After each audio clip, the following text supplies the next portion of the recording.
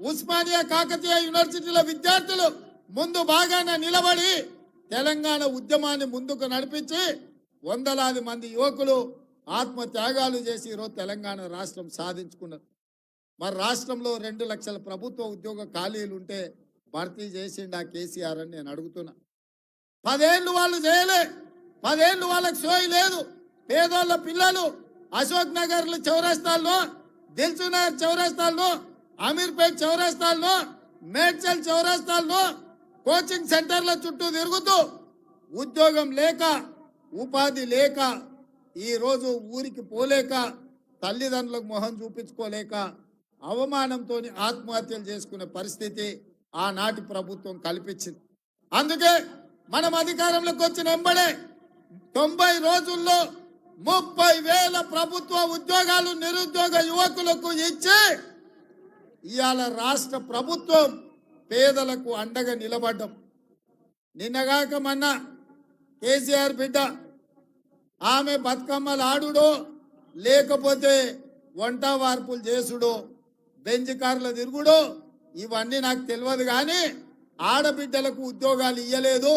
12% కూడా మీరు ఇచ్చిన ఉద్యోగాలని నేను ఇవాళ చెప్పదలుచుకుని వేదిక మీద నుంచి దాదాపుగా 28,000 పైచలకు ఉద్యోగాలు ఇస్తే 43% మేము ఇచ్చిన ఉద్యోగాలల్లో ఆడబిడ్డలకు మేము ఉద్యోగాలు ఇచ్చినాం. లెక్కలతో సహా పేర్లతో సహా మేము చెప్తాం. శాతనైతే నీ అయ్యను అసెంబ్లీకి దోలు, అసెంబ్లీలో మొత్తం 43% ఆడబిడ్డలకు ఇచ్చిన ఉద్యోగాలు ప్రతి ఆడబిడ్డ పేరు చెప్పే బాధ్యత నాది. సభలోకి రారు సన్నాసులు, సభలో మాట్లాడరు, రమ్మంటే పారిపోతారు, కళ్ళలో చూడడానికి భయం, ఇంటికాడ వంటారు, ఫామ్ హౌస్ లో ఉంటారు, నల్లగొండలో పోయి ఉపన్యాసాలు చెప్తారు. మళ్ళీ వస్తాయి కదా అసెంబ్లీ ఎన్నికలు, లేకపోతే రేపు జరగబోయే పార్లమెంట్ ఎన్నికలు, మీకు డిపాజిట్లు వస్తావేమో చూసుకోండి. ఈ శాసనసభ సమావేశాలలో నీ అయ్యని రమ్మను, మేమేం చేసినామో లెక్కలు చెప్తాం. ఇవాళ ఇన్ని రోజులు ధర్నా చౌకే వద్దు, ధర్నా చౌక్ ఎందుకు అన్నారు. మరి ఇవాళ సిగ్గు లేకుండా పోయి ధర్నా చౌక్లో ధర్నాలు చేస్తున్నారు. మా ప్రభుత్వము ప్రజాస్వామిక ప్రభుత్వం, ప్రజాస్వామ్యంలో ప్రతిపక్షాలకు స్వేచ్ఛను ఇవ్వాలి అని మా ప్రభుత్వం అనుమతిస్తేనే ఇందిరా పార్కు ధర్నా చౌకులో ఆమె కవితమ్మ ధర్నా చేసింది. మీ అయ్యి ఉన్నప్పుడు ఎప్పుడైనా ఎవరికైనా అవకాశం ఇచ్చిండ్రా అమ్మ? ఎవరితోనైనా మాట్లాడిర్రా? ఎవరికైనా కనిపించినా మీ అయ్యా? ఇవాళ ఆడబిడ్డలకు అవకాశం లేదంటవా? 2014 నుంచి 2019 వరకు మంత్రివర్గంలో ఒక మహిళ కూడా లేదు. ఆయనలో ఏడిపోయిందమ్మా నీ తెలివితేటలన్నీ? ఆయనలో నీకు శాత కాలేదా మీ నాయనని అడగనికే? అయ్యా ఒక మంత్రిని ఈ మంత్రివర్గంలా అని. అది మాత్రం శాత కాదు. 90 రోజులు కాలేదు.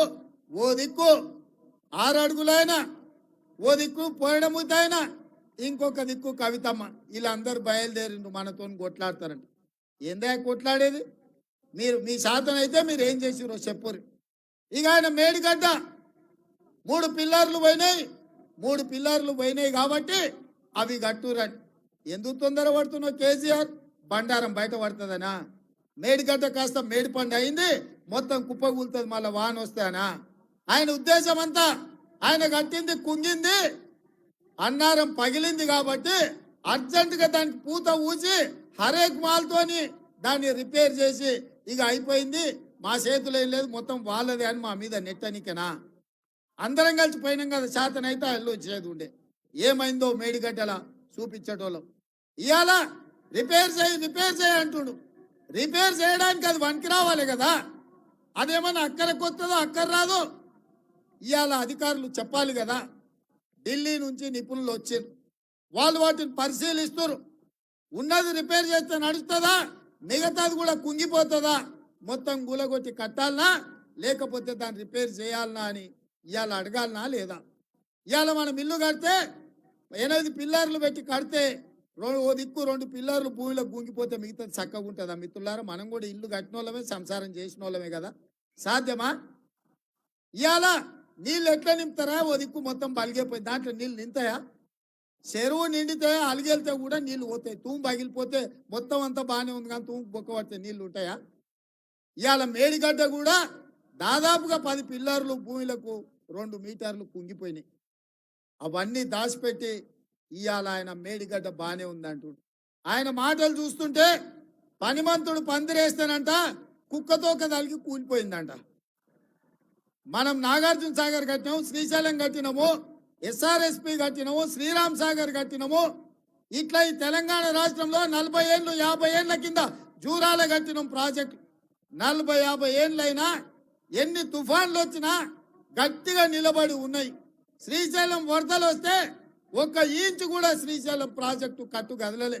నాగార్జున సాగర్లో ఆ డ్యామ్ అట్లనే నిలబడ్డది. మేం కట్టిన ప్రాజెక్టులు 50-60 ఏళ్ళైనా తట్టడు మట్టి కూడా పక్కకు పోలే. నీ ముఖానికి సన్నాసి 1,00,000 కోట్లు పెట్టి కట్టినావు. ఏమైంది 1,00,000 కోట్లకు? 3 ఏళ్ళకు కూలిపోతుందా?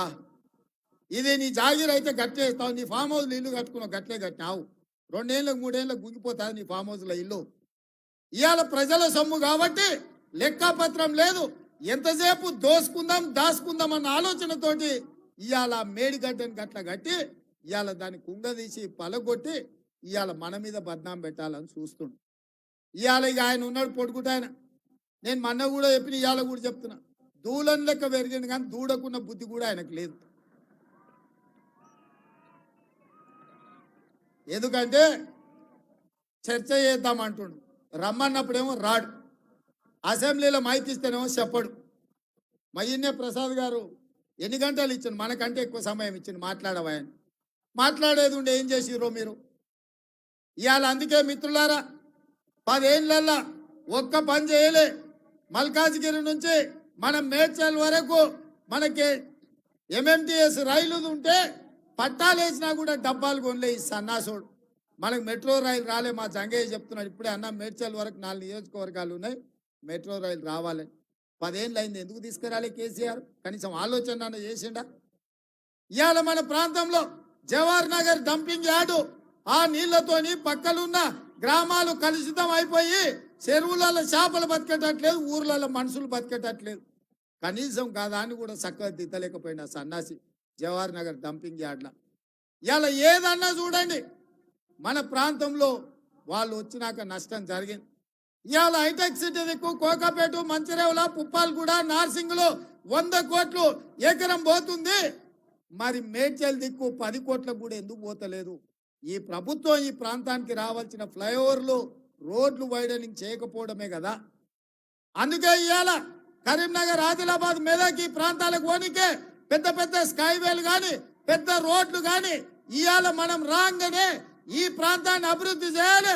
మనం కూడా కోకాపేటలో ఎట్లయితే 100 కోట్లకి ఎకరం భూమి పోతుందో మన ప్రాంతంలో కూడా ఐటీ ప్రాజెక్టులు రావాలి, ఐటీ కంపెనీలు రావాలి, మన భూముల విలువ పెరగాలి, మనం బాగుపడాలి.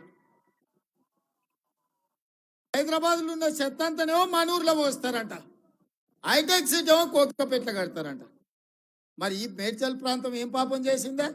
ఈ ప్రాంతం అభివృద్ధి చెందుందా? హైదరాబాద్ నగరానికి 4 దిక్కుల అభివృద్ధి రావద్దా? ఆయనలో కాంగ్రెస్ ఉన్నప్పుడే కదా ఔటర్ రింగ్ రోడ్ కట్టింది, హైటెక్ సిటీ తెచ్చింది, లేకపోతే అంతర్జాతీయ ఎయిర్పోర్ట్ కట్టింది. జీనోమ్ వ్యాలీ ఈడ మనం ఉన్నప్పుడే కదా వచ్చింది. తుర్కపల్లిలో మా వేణినే ఉన్నట్టున్నాడు సర్పంచ్. ఇవాళ జీనోమ్ వ్యాలీలో వేలాది మందికి ఇవాళ ఉద్యోగాలు వస్తున్నాయంటే కాంగ్రెస్ ఉన్నప్పుడే కదా ఈ ప్రాంతానికి తెచ్చిందని నేను అడుగుతున్నా. ఇవాళ ఈ ప్రాంతం అభివృద్ధి చెందడానికి, ఈ ప్రాంతంలో తాగడానికి గోదావరి జలాలు రావడానికి కాంగ్రెస్ పార్టీ కాదా? అందుకే మిత్రులారా, ఇవాళ ఆలోచన చేయండి. ఎవడెవడో వస్తాడు, ఏదేదో చెప్తాడు, ఎవరిని నమ్మకండి. ఇవాళ మన ప్రభుత్వం ఉంది, మీ సమస్యలు తెలిసిన ప్రజాప్రతినిధి ఇక్కడ మీ అన్న, మీ తోడుగుండే మీ సోదరుడు ఇవాళ ముఖ్యమంత్రిగా ఉన్నాడు. తప్పకుండా ఈ ప్రాంతాన్ని అభివృద్ధి చేసే బాధ్యత కాంగ్రెస్ పార్టీ తీసుకుంటుంది. ఈ ప్రాంతానికి ఏమేం కావాలో